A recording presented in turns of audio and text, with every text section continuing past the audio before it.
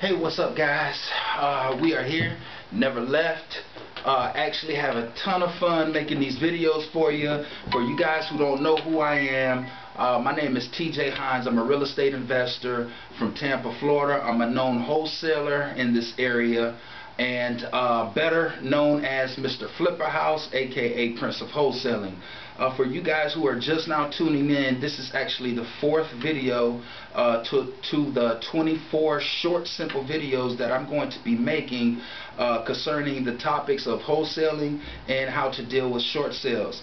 The fourth video that I'm going to, or the fourth topic that I'm going to be talking about right now in this video is in regards to how do you build your buyers list.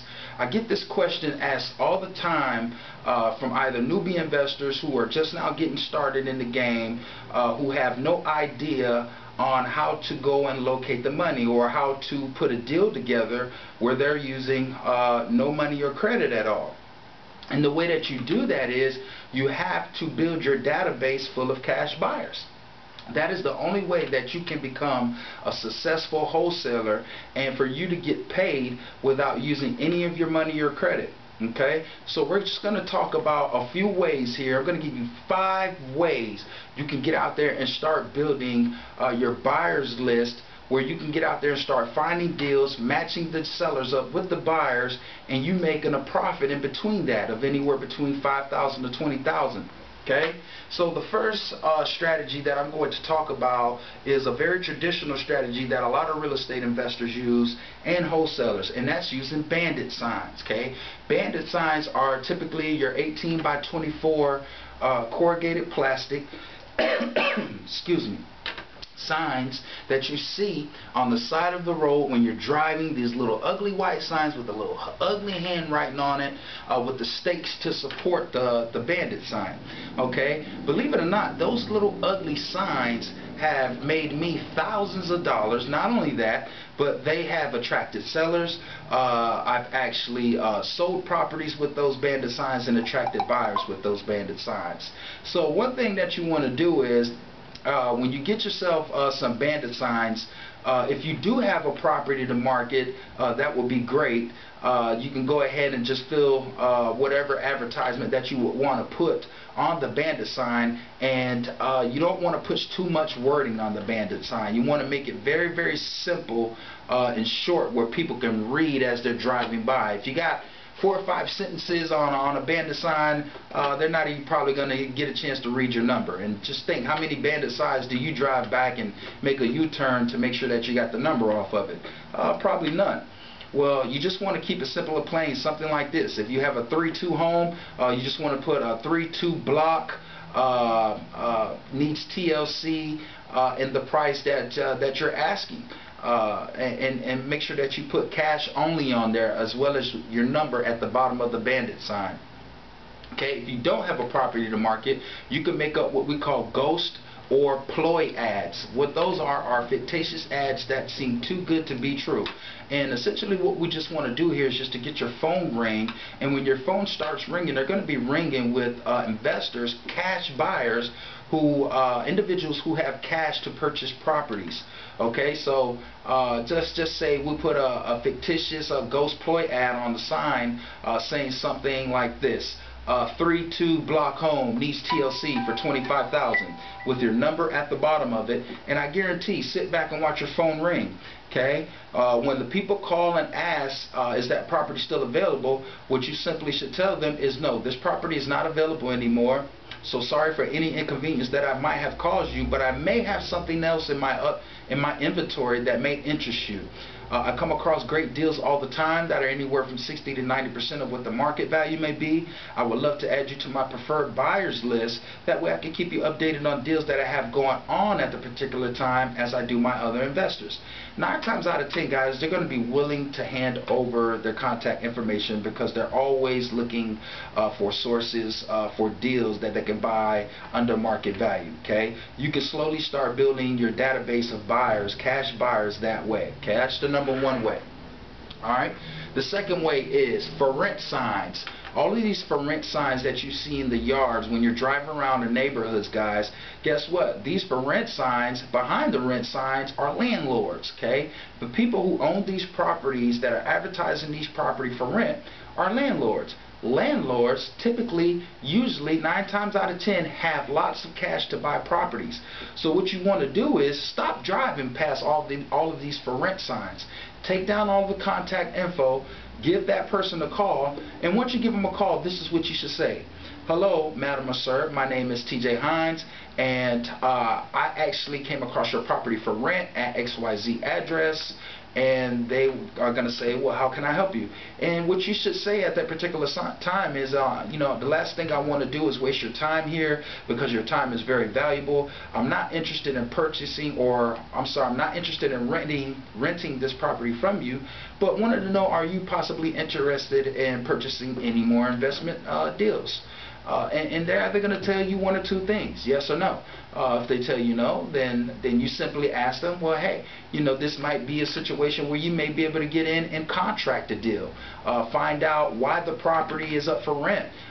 He may have been trying to sell the property and was unable to sell the property, dealing with the realtor when they listed it, so he didn't have any luck. So now he's trying to rent the property out so he can cash flow on the property, so he doesn't lose out on his investment. So find out what is interesting, what is the particular reason why he's renting the property out. You may even come up on a deal that way and be able to contract it at a price anywhere from 60 to 90% of what the market value may be, and you can take that deal and sell it to another wholesaler or to another guy who's going to buy and hold the property. So you can build your buyers list that way, guys, off of for rent signs. That's the second strategy. Okay. All right. The third strategy is using Craigslist. Okay. Craigslist, guys. All right, just think about it. Anytime somebody wants to go purchase or sell something out there, the first place that they usually go to is the internet. And Craigslist has been a very formidable resource in my business, and has allowed me to buy properties off of Craigslist. I sold properties on Craigslist, and I've also built my cash buyers database on Craigslist, and it's all free. Okay, so that is a very inexpensive way. You don't have to use any money to market to buyers, to attract sellers, or to attract buyers. Okay, what you should do is sort of like what we did with the bandit signs. Is if you don't have a property that you want, that you actually don't have or are control of, what you want to do is make up a ploy or ghost ad. Once again, and pretty much put on that ghost ad. I have a 2-1 block home for $12,000, little repairs. Sit back and watch your phone ring, guys. Those are going to be investors calling. And what you should do when they call, or what you should say is this: hello, I'm actually calling about the 2-1 block of property I see for sale on Craigslist. And what you should say is this, guys: I'm happy that you're interested in the property, but unfortunately, I don't want to cause you inconvenience. This property has just gone under contract. Okay, but I do have other deals in my inventory very similar to this that you may like. I would love to add you to my preferred buyers database, so I can keep you updated on deals that I have going on at the time. And 9 times out of 10, they're going to hand over their contact information right away, guys. Alright, that's another way you can start building your database. Okay, alright, another way, this is a golden tip right here. Okay, alright, a golden tip that a lot of people don't use, or this is a strategy that a lot of people don't use when going about trying to find out how to build their cash buyers database, and that is using Section 8. What I did when I very first got started in the game is I went down to the local housing authority down here in Tampa, and I presented myself very cleanly, had on a shirt and tie, and this is what I said. I said, I'm an investor who has just relocated to this area, and I would love to see what some of the properties are looking like in Section 8, or what the neighborhoods look like. Do you have the list of Section 8 properties that I can drive by and take a look at the neighborhoods and properties, so I can familiarize myself on how to get these properties up to Section 8 standard code? and the young lady or young man behind the desk should be more than happy to help you out. I've never had a problem going in there where they've denied me the list. Usually they're going to be most happy and informative to help an oncoming investor who's interested in putting his properties in the Section 8 rental pool. Okay, in this list, guys, you probably have about 200 buyers alone. What you want to do is you want to call each one of these, cold call each one of these buyers or companies, landlords on the list. Okay, because that's what they are. They're landlords. Call each one of these landlords and ask them, are they interested in first purchasing any more investment properties? If not, they might be interested in selling some of the inventory that they have, and it might be a possible way for you to come up on a deal or so. So that is a formidable way that you can actually start building your buyers list to this day. Another way that we can start building our titles list, and this will be the last strategy and tip that I'll give you on buyers, on building your buyers database, is using title companies.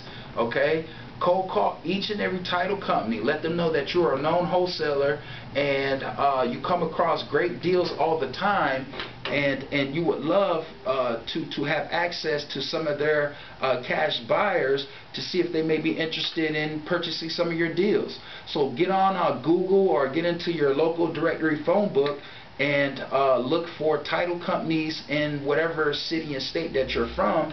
Cold call each one of them, let them know what you're in the business of, and see if they're able to help you out by building your database as well that way. That has worked for me as well.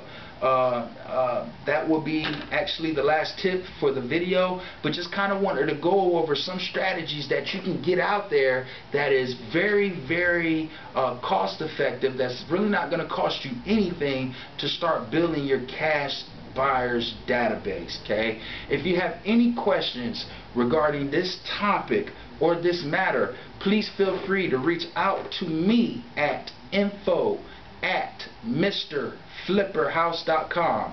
That's info@mrflipperhouse.com.